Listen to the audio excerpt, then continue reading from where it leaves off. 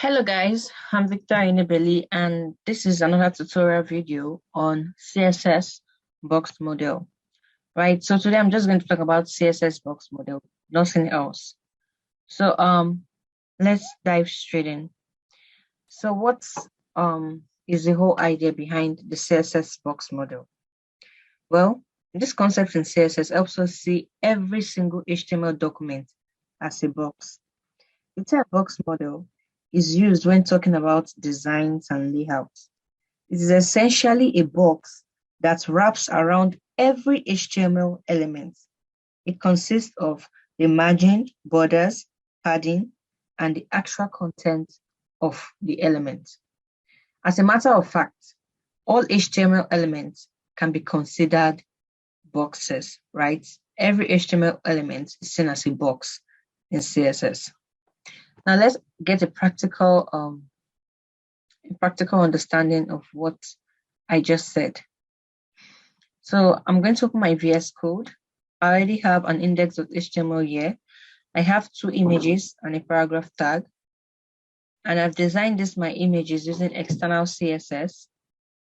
I designed it in such a way that I designed it using the class selector, and I gave my images a border of 5 pixels, a solid border, and then a purple border. That is, it is 5 pixels solid and a purple colored border. Then I gave it a padding of 10 pixels. So yeah, I'm going to open this using live server. So we'll analyze the image using developers tool, and then you get to see how it appears, right? So I'm going to open this using live server. Yeah, so these are my images, right? So now let's look at this using developers tool. So to look at your web page using developers tool, you just come to these dots here, these 3 dots here, click on it, and then you click on more tools, and then you click on developers tools. So you get to see what happens, right? So now this is my image. You can see when I hover on it, it's appearing as a box, right? It's appearing as a box. If I scroll down and I hover on this, can you see this stuff is appearing as a box? The paragraph tag is appearing as a box, right? So every element in the HTML document, like every HTML element normally is seen as a block, right? It is seen as a block.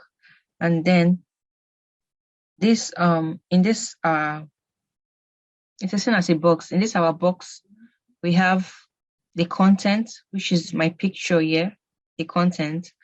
Then we have this place here, which is called the padding. I gave it a padding of 10 pixels. You can see it here, 10 pixels padding, 10 pixels. Then my border, which is this purple border, this purple tick place. That is my border. And then the space outside is supposed to be the margin, but I didn't give my image any margin. Now, let's really see how let's get a good picture of the CSS box model. So I'm just going to go to W3 schools, so CSS box model, and I believe I'm going to get a very good picture there. So I'm going to click on this first link here, and whoa, so this is it. So this is the box model. We have the content where my image is according to my my code. We have the content. Then after the content, we have the padding. After the padding, we have the border. And after the border, we have the margin.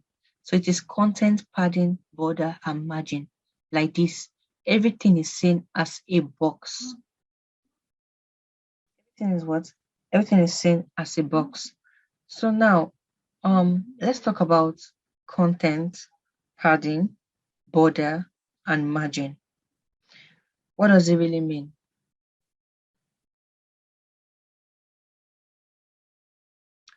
So yeah, each box can basically have 4 parts, right? Each box, each HTML element can have 4 parts, which is the content, padding, border, and margin. Definitely every HTML tag that displays something has a content, right? And then giving it a padding, giving it a border, or giving it a margin is optional. It is not it's not compulsory. But when it comes to structuring your web page, layouts, and all that, you find these things very, very useful. So let's talk about content, right? The content part, this content part of the box can actually have a width and a height. When you add width and height to the content part, when you add width and height to the content part, that is to the elements, you are actually adding it to the content area, right? So this here, me adding width and height to my image tag, I'm actually adding the width and height to my content area. So the more width and height I add to my image tag, the larger my width, my content area increases. The larger my content area increases. So the larger my content area increases. Now, if I had a width and height, if I increase this content width and height now, let's say, okay, let me use our CSS our document, right? So if you come here now, if you look at this place here, you see that I gave my image a width of 250 pixels and I gave it a height of 500 pixels. And I then gave it a padding value of 10 pixels. And I gave my border 5 pixels. But my image does not have margin. I didn't give my image any margin, right? You can see as I'm hovering on it, see the border. It's highlighting here, right? Border, padding. You can see my content box. Now, my initial content is what? 250 pixels by 500 pixels, right? But the whole elements in total, the whole container is not just 250 pixels by 500 pixels. It is the addition of these other spaces. So the total width for this container now, for this box now, will be 250 pixels, which is the width I have for my container normally, for my content normally. It's 250 pixels for my content normally, plus this 10 pixels here from the padding, plus this 10 pixels here too, then plus this 5 pixels for my border left, and then this 5 pixels for my border right. If you add them together, 5 plus 10 plus 5 plus 250 plus 10 plus 5, everything gives you the width the element is taken. So you can see here that my picture is taken 280 by 530 pixels instead of the initial 250 by 500 pixels. So the more I add things to my border, the more I increase my border size, the more I increase my padding size, I'm actually increasing the total width and height of my HTML elements. So let's talk about CSS padding. So CSS padding is actually used to create space around an element's content inside of any defined border. So basically, this is the padding. The padding cannot be outside the border. The border is always on top of the padding, right? So the padding is just used to create extra space, right, outside the content, inside any defined border. So I may not give my element a border, right? It's not necessary to give element a border, but the padding will always be before the border. So it's just to create space, just like when you buy a laptop, or when you buy, let's say you buy let's say you buy something like a box, or let's say you buy a phone. The way they will package it, all those extra things they put inside to guide the phone, just like padding. So that's the same idea here. So padding is just creating an extra space around the content, right? So you can set the padding value to for each corners, right? Now let's go to our VS Code. We'll come here. Let's go to my CSS. I gave it a padding of 10. This is actually a shorthand, right? The normal values, we have the padding, we have the padding top, we have padding top, we have padding right, 10 pixels, we have padding bottom, can give it 10 pixels, and we have padding right, and I can give it 10 pixels or any number of pixels I want to give it. So when it comes to padding, we have top, the four corners of the box, top, right, bottom. I'm sorry, top, right, bottom, top. Let me change it to left. Top left. We have top, left, bottom, and right. The four corners. You can give your padding. You can give your you can write it this way. You can write it out. Padding top, padding left, padding bottom, padding right, right. Or you can just use the shortcut like what I did before. Padding. Just give it padding 10 pixels. It just applies 10 pixels to the top, left, bottom, and right, like that. Then you can also write it this way, padding, you can type it this way, padding 5 pixels, 10 pixels. Please note that I'm not putting a comma between them. You just type them out like this. Finish, don't put a comma between them. So padding 5 pixels, 10 pixels. This one simply means that these 5 pixels will go for top and bottom, and these 10 pixels will go for right and left. Now, what if I write it this? What if I type it out this way? Padding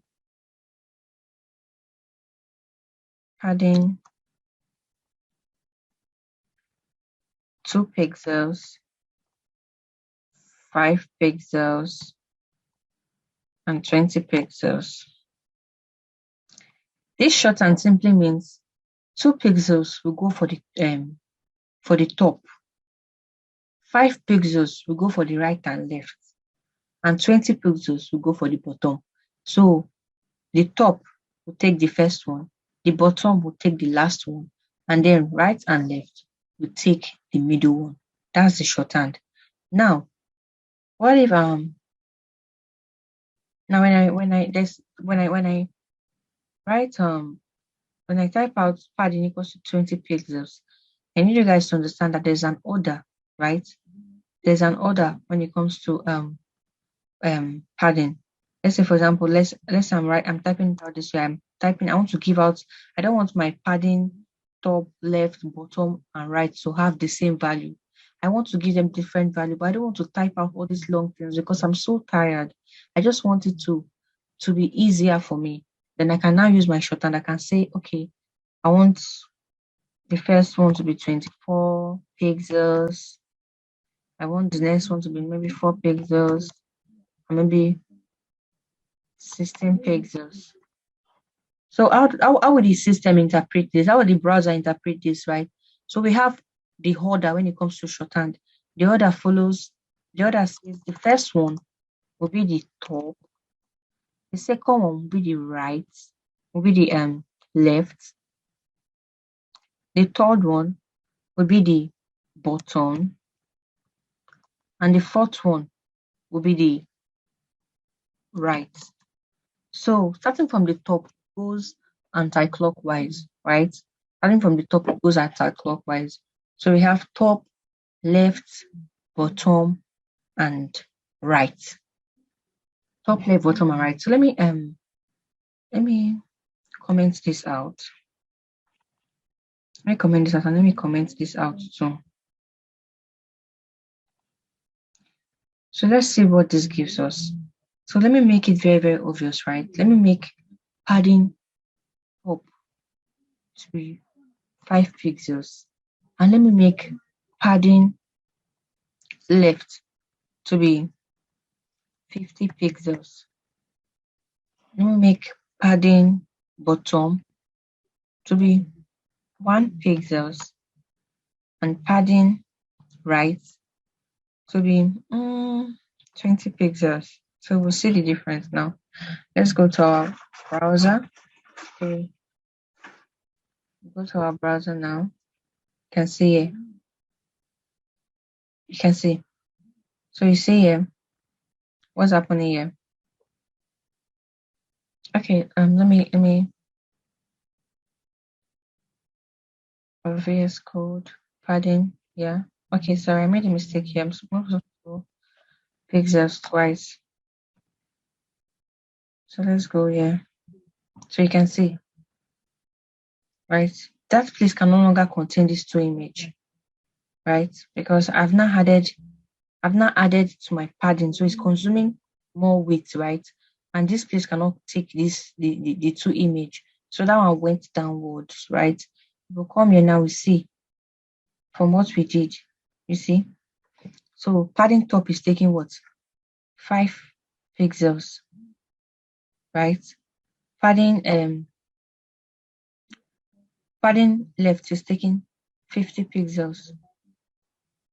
No, this is it.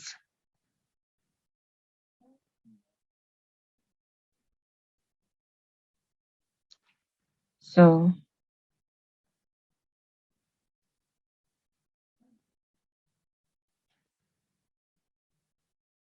padding top is taking 5 pixels. Our padding right is taking 50 pixels. Our padding bottom is taking 1 pixels. Now padding left is taking 20 pixels. So it is top, right, bottom, and left. So I made a mistake there. So top, right, bottom, and left. Right? It goes clockwise, top, right, bottom, and left. So you can see here from the image, we have here to be the biggest, right, which is 50 pixels, right? And here should left, which is what? 20 pixels. Top is what? Top is 5 pixels and bottom is 1 pixels, which is very, very small, right? So this is what? Top, right, bottom, and left. So let's go to our VS Code. So yeah, this top, right, bottom, and left. So that's the shorthand, right? So when you're assigning, when you're using the padding shortcut, you should know the first one will be the top, second one will be the right, third one will be the bottom, and the last one will be the what? Left. So it's going clockwise, right? I made a mistake before. I said anti-clockwise. Actually, it's clockwise. Clockwise. Top, right, bottom, and left. So that is it for padding. The next thing we want to discuss is the border, right? The border. So let's talk about the border. I've been using border since it's not the first time I'm using it. This is our image here. As this is the border, right? This is the border. This border, there are so many designs you can give to the border. You can increase the thickness more than this. You can give the border a thickness of any amount. You can give it 1 pixels, 5 pixels, 10 pixels, anything you want to do. Then you can give the border different design. This border here now is a solid design, right? Solid design, and it's a green border, right? But you can give it any other design. We have different designs for border. We have dashed. We have what? We have dashed. We can make our border dashed. We can make it dotted. We can make it ridged. We can make it double, and there's so many other border designs, right? So now the border actually allows you to specify the style, width, and color of an element border. That's what the border attribute helps you do. So if I go to my VS Code, I can come here. I can say I don't want my border to be solid anymore. can say I want my border to be dotted. And let me increase my pixels so we get to settings very clearly. I can make my border dotted. If I come here now, I should see changes. See, this is a dotted border, right? Dotted border, and I've increased my thickness of my border dotted. I can also make it dashed.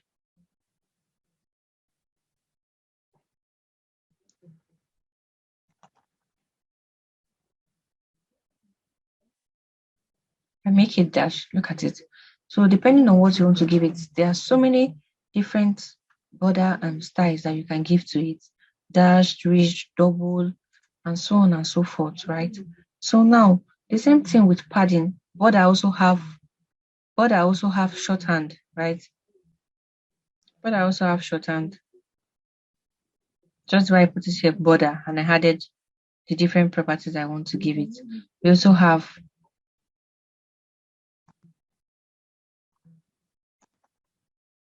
border for all the corners basically. We have border left.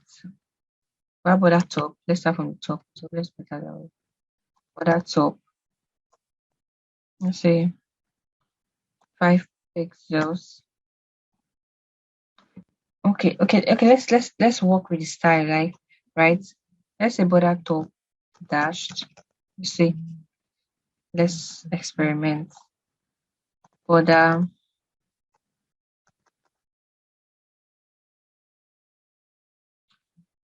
right, border left, solid. Let's say border bottom, dotted,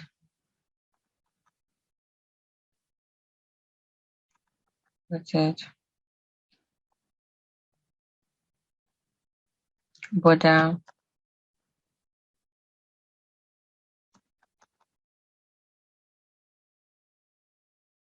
right, solid.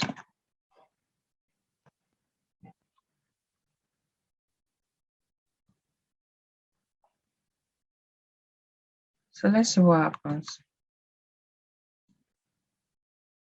So you can see what happens here. So you can be creative. You can do what you want to basically do, right? So when we come here, you see that we now have our border top to be what? Dashed. We have our border right to be solid, our border left solid, and we have our border bottom dotted. So depending on what you want to do, you can style your border different ways, right? And we also have border shorthand, right? So just like padding, you can just, according to what we did before, right? You can use shorthand. So instead of typing out everything one, you can just use the shorthand. Border equals to 15 pixels dashed purple, depending on what you want to do. So this 15 pixels here it just follows the order, the same order that we followed, right? For padding.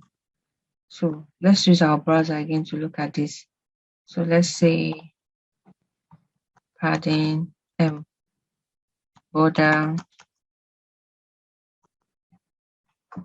border 15 pixels.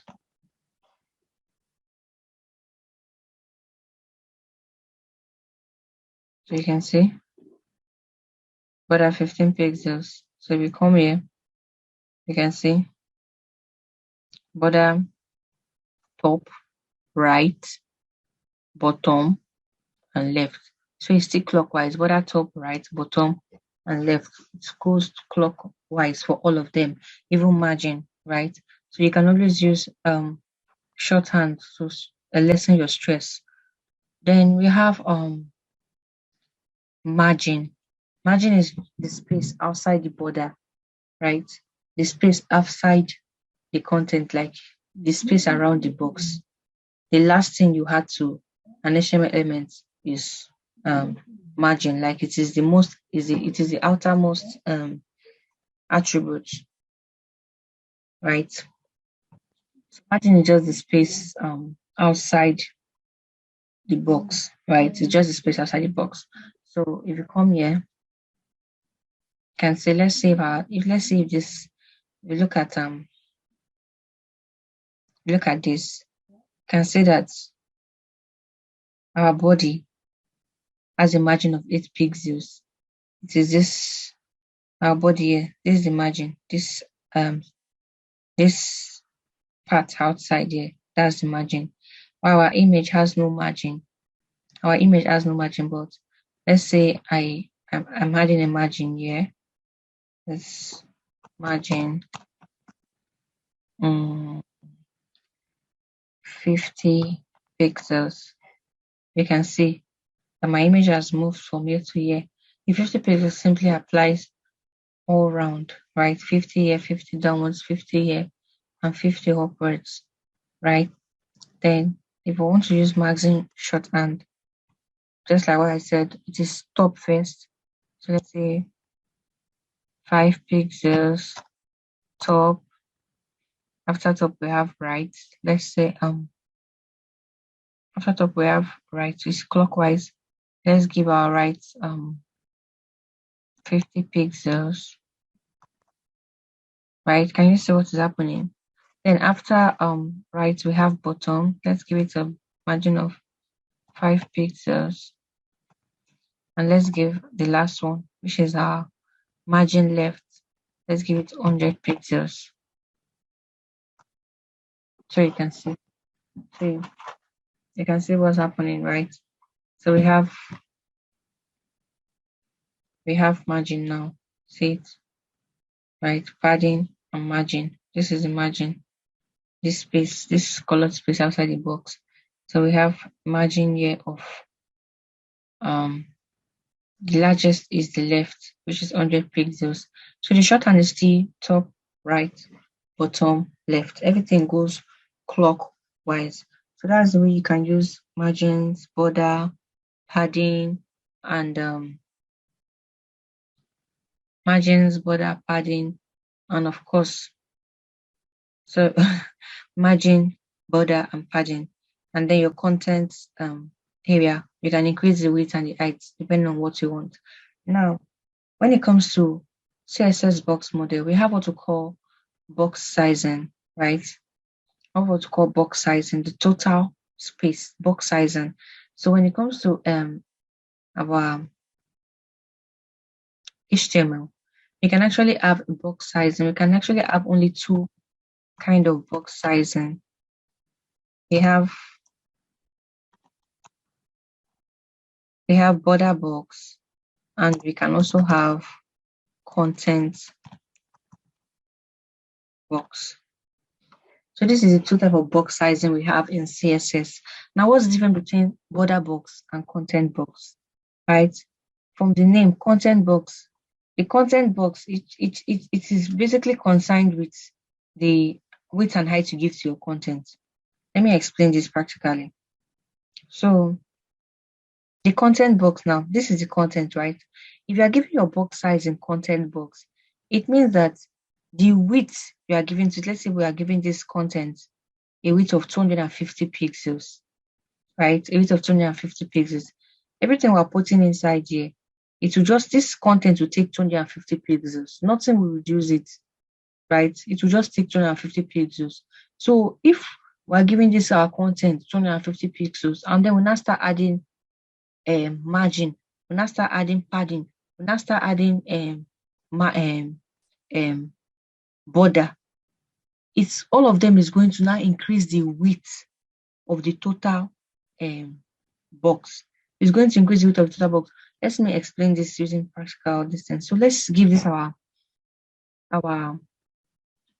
image tag. Let's give it a box sizing. Let's give it a box sizing. Let's give it border let's give it content box. Let's use I'll prefer to use the P tag for this. I've not used it since, so let's use P, calling it by any element name, and I'm giving it a box size, content box.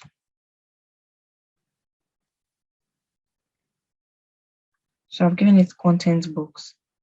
So now what does this mean? So let's say I now increase, let's say I give my P a width of 50 pixels, right? A width of 50 pixels. Now let's go here. That was an error on my part. 50 pixels, supposed to be this way, right? Let's go to the browser. Let's look at our P tag.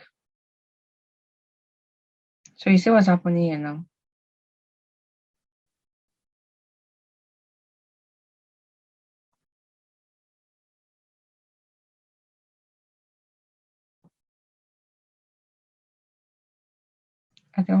So you see what's happening here now?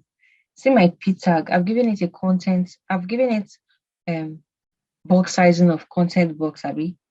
Now I've given it a width of 50 pixels, right? Now see what happens. Using content box, right? This my width now, as I've given it 50 pixels. My width can increase. It can increase when I add margin. If I come here now and I add padding, 10 pixels.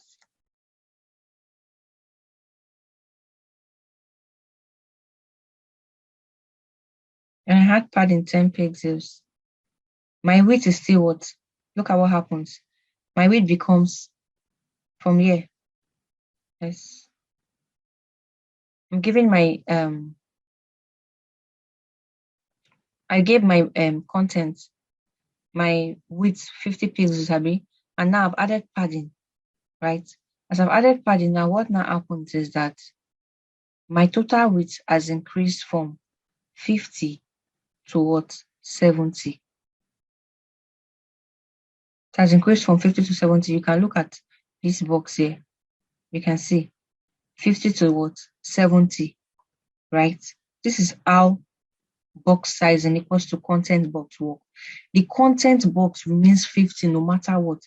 If I want to add padding, I want to add margin, I want to add another thing, I want to add, if I keep on adding, my content box size will not change. It will just keep on adding the extra width and increasing my width for me. But what if I want it to be that, okay, this is my paragraph tag. The only width it will ever take is 50 pixels. 50 pixels. Whether I add border or I add margin, I had padding. I want it to be 50 pixels. I don't want this container to be more than 50 pixels. That's when I'm not going to use the border box. So if I use the border box now, it's going to squeeze everything I'm doing, anything I'm adding, is going to squeeze it and make all of them be part of the 50 pixels I'm assigning to this element. So if I come here now, you see, I gave you see that it has reduced. It is still 50. Even if I gave it padding, everything still equals 50, right? See here, my width, my content box size I've reduced to 30 instead of 50, because now anything I'm adding is now reduced, is now taken from this width I've given to my content box. It was 50 before. I gave it padding of 10. Now it has taken out of this my 50 and giving padding 10 by the side, and now I have only width of 30 pixels for the content, right? So that's how border box works. So border box makes it like if you have declared your width size, giving your width size, let's say 100 pixels, border box works in such a way that anything you're adding to it, padding, border, margin, everything will squeeze itself inside that 100 pixels. It will not be more than that 100 pixels. So that is just the way the box sizing works. So for border box, everything just manages the width you give to it, the initial width, everything tries to push themselves, arrange themselves within that initial width you give to it. But when it comes to content box, the content box maintains the width of the content and then adds extra width for any other extra thing you're adding to it. So that's just the way box sizing work, right? Yeah. So going back to our browser, I can now close this, and that is it. So I think we are done. I'm done. Yeah. So thank you very, very much. I hope this tutorial actually helps. Thank you so much. See you next time. Bye.